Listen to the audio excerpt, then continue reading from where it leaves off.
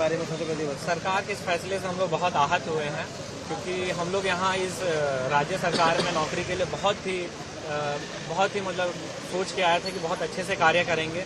क्योंकि हम लोग ऐसा नहीं है, जैसे मैं अपनी बात बताऊं, मेरा नाम आशीष मिंजा, मैं इससे पहले 2019 से 2022 में LIC में विकास अधिकारी के रूप में काम किया हूं। 2022 से 2026 जनवरी तक मैं फूड कॉरपोरेशन ऑफ इंडिया में भी काम किया हूं। उसके बाद मैं यहाँ ज्वाइन किया हूं। नौकरी करते के साथ हमने इस जॉब की पढ़ाई की और सिलेक्शन लेकर के यहाँ आए। अब हमारे पास ना पीछे जाने के लिए है ना कुछ है। एक दिन में अचानक से ऐसा बोल दिया जाता है कि आपकी सेवाएं समाप्त होती है, तो हमारे लिए बहुत ही चिंतित है, क्योंकि चिंताजनक है कि हमारे पास अब ना पीछे कुछ बचा है ना आगे। क्योंकि राज्य सरकार में हम इसीलिए आए थे, हम लोग के पास बेहतर सैलरी थी, बेहतर सब कुछ था, लेकिन हम लोग यहाँ आए क्योंकि अपने राज्य को अपने मिट्टी के लिए हमको कुछ काम करना था, अपने राज्य के लिए सेवा देना था। सिर्फ हम लोग इस उम्मीद से आए थे, लेकिन हमारे साथ इस तरीके का व्यवहार हुआ, बहुत ही दिक्कत वाली बात है। क्योंकि इकलौते हम लोग, बहुत सारे ऐसे लोग हैं, मैं भी ऐसे हूँ, जिन पे पूरा परिवार डिपेंडेंट है।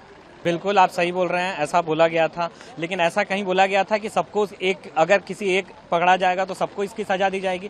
क्या आपको ये बात पता है कि मैंने गलत किया? क्या आप इसको साबित कर सकते हैं? पहले आप मेरी जांच कर लीजिए, आप पहले ये बता दीजिए कि मैंने कुछ गलत किया, उसके बाद आप मुझे निकालिए। आप कैसे ऐसा बोल सकते हैं कि किसी, अगर मान के चलिए 100 लोग थे, उसमें से 5 ने गलती की, तो 95 लोगों को भी उसका सजा मिलना चाहिए? ये तो गलत है। आप कैसे जस्टिफाई करिएगा कि मैं गलत करके आया हूँ? ऐसा तो नहीं है। सेंट्रल गवर्नमेंट की अलग अलग नौकरियां करके आए, 3 से 4 नौकरियां हमने भी निकाली है, तो आप, ये तो बिल्कुल गलत बात है।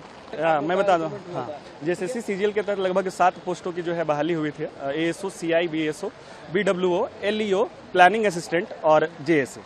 तो इन 7 पदों पे जो बहाली हुई थी, और हम लोग माननीय न्यायालय के फैसले के उपरांत जो है हमारी ज्वाइनिंग हुई थी, और 141 पेज का, और इस पे माननीय सुप्रीम कोर्ट का भी जो था सर ठप्पा था। 141 पेज का जो है फैसला आया था, और उस ऑर्डर कॉपी में आप देखेंगे तो क्लियरली लिखा हुआ है, जो पॉइंट नंबर 152, 153 या 54 आप देखेंगे तो ये लिखा हुआ था कि जो भी मतलब सारा कुछ जो उनकी मांगे थी, CBI, JSSC CGL रद्द और कोर्ट की मॉनिटरिंग में जांच, वो सारी चीज़ों का वहाँ खंडन किया गया था।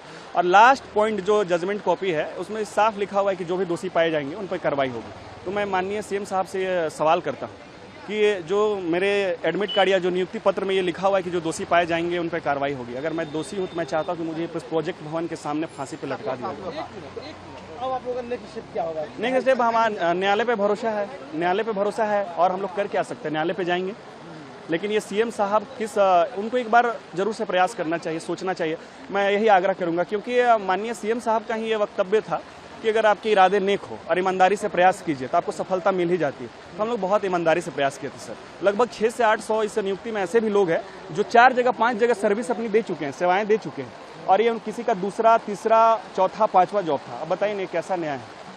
कैसा न्याय है बताइए? परिवार की क्या, वही आप सोचिए ना कि 2000 आप जब ये फैसला आया उसके बाद परिवार से आपकी बात हुई होगी, क्या ख्याल होगा? देखिए, जरूर ऑब्वियसली बात है कि जो गार्जियन होते हैं, पेरेंट्स होते हैं, जरूर से ऐसे फैसले के बाद विचलित हो जाते हैं, उनके मन में तरह तरह की शंकाएं पैदा होती है। लेकिन हम लोग बिल्कुल से न्यायालय पे भरोसा है, क्योंकि माननीय न्यायालय के माध्यम से ही हम लोग यहाँ ज्वाइनिंग किए थे, और फिर से जल्द ही वापसी करेंगे।